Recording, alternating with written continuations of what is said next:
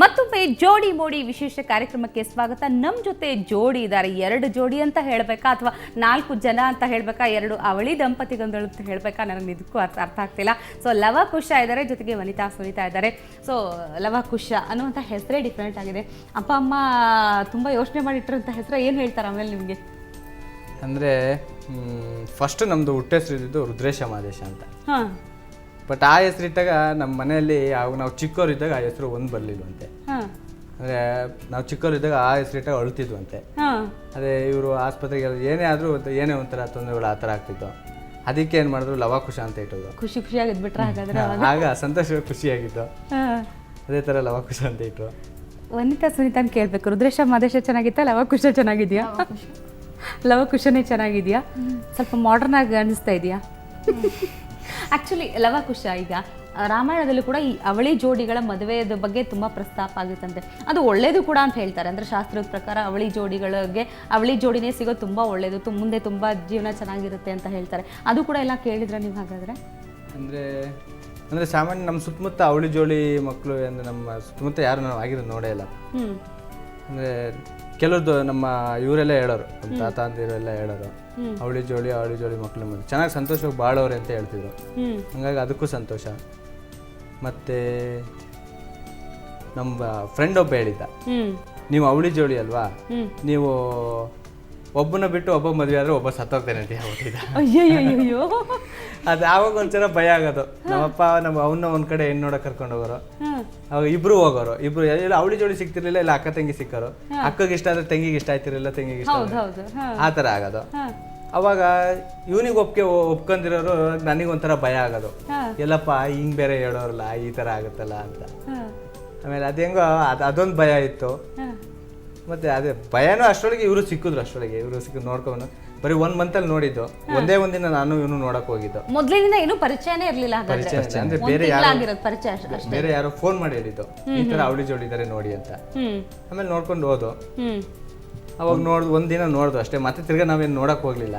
ನಮ್ಮ ಮನೇಲಿ ನಾವೊಂದ್ಸಲ ನೋಡ್ತೀವಿ ಅವಳಿ ಜೋಡಿ ಹೆಂಗಿದ್ರೆ ಅಂತ. ನೋಡಕ್ಕೆ ಅಂತ ಹೋದವರು ನೋಡ್ಕೊಂಡು ಆಗ್ಲಿ ಛತ್ರ ಗಿತ್ರ ಎಲ್ಲ ಬುಕ್ ಮಾಡ್ಕೊಂಡ್ ಬಂದೆ. ಒಂದೇ ದಿನ ನೋಡ್ಬಿಟ್ರಂತೆ, ಲವ್ ಎಟ್ ಫಸ್ಟ್ ಸೈಟ್ ಆಗ್ಬಿಡ್ತಾ? ಏನು ನಿಮ್ಗೆ ಹೇಗೆ ಮನೇಲಿ ಮೊದಲೇ ನೋಡ್ತಾ ಇದ್ರೆ, ಹೆಣ್ಣು ನೋಡ್ತಾ ಇದ್ರೆ ಅವಾಗ್ಲಿಂದ? ಇಲ್ಲ, ಅವಳಿಗೆ ಬರ್ತಾ ಇದ್ರು, ಅಂದ್ರೆ ನಮಗೆ ಬರ್ತಾ ಇರ್ಲಿಲ್ಲ. ಎಷ್ಟು ನಿಮಿಷಗಳ ಡಿಫರೆನ್ಸ್ ಇದೆಯಾ ಇಬ್ರಲ್ಲೂ? 5 ನಿಮಿಷ ಡಿಫರೆನ್ಸ್ ಇದೆಯಾ? ಅಕ್ಕ ಅವ್ರು ಹಾಗಾದ್ರೆ ಅಕ್ಕಗೆ ನೋಡಕ್ ಬರ್ತಿದ್ರು? ಅಂದ್ರೆ ನನಗೆ ಅಕ್ಕಂಗೆ ತೋರಿಸ್ತಾ, ಅಕ್ಕನ ಮದ್ವೆ ಮಾಡಕ್ಕಿದ್ರು ನೆಕ್ಸ್ಟ್ ಇಯರ್. ಅದಕ್ಕೆ ಅಕ್ಕನು ತುಂಬಾ ಜನ ಬಂದಿದ್ರು. ನೆಕ್ಸ್ಟ್ ಇಯರ್ ಮದ್ವೆ ಅಂದ್ರೆ ನಮ್ಮನೆ ಸಿಂಗಲ್ಲೇ ಹುಡುಕ್ತಿದ್ದು ಇಬ್ರಳಿಗೂ. ಅವಾಗ್ಲಿಂದ ಅವಳಿಗೆ ಮದ್ವೆ ಮಾಡಕ್ಕಿದ್ರು ಈ ವರ್ಷ. ಆಮೇಲೆ ಬೇರೆಯವ್ರು ತೋರ್ಸಿದ್ಮೇಲೆ ನಮ್ಮನೆ ಅವ್ರಿಗೆ ಮಾಡ್ಬೇಕು ಅಂತ ತುಂಬಾ ಇದ್ ಮಾಡಿದ್ರು. ಅಂದ್ರೆ ಅಪ್ಪ ಅಮ್ಮಂಗ ಅಷ್ಟು ಇದಿರ್ಲಿಲ್ಲ. ಫಸ್ಟ್ ಬೇಡ, ಇವಾಗ್ಲೇ ಇಷ್ಟು ಇದಕ್ಕೆ ಬೇಡ ಅಂತ ಮದ್ವೆ ಬೇಡ ಅಂತಿದ್ರು. ಆಮೇಲೆ ಹೊರಗಡೆಯವರೆಲ್ಲ ಹೇಳಿದ್ರು, ಇಲ್ಲ ಅವಳಿ ಜೋಳಿಗೆ ಮಾಡ್ಬೇಕು. ನಮ್ಮ ತಾತಂಗಂತೂ ತುಂಬಾ ಇಷ್ಟ ಇತ್ತು. ತಾತನ್ನ ನಮಗ್ ಕಂಡ್ರೆ ತುಂಬಾ ಇಷ್ಟ. ಅವಳಿ ಜೋಳಿ ಅವ್ರಿಗೆ ಮಾಡ್ಬೇಕು ಅಂತ ನಮ್ಮ ತಾತ ಹಠ ಹಿಡಿತು.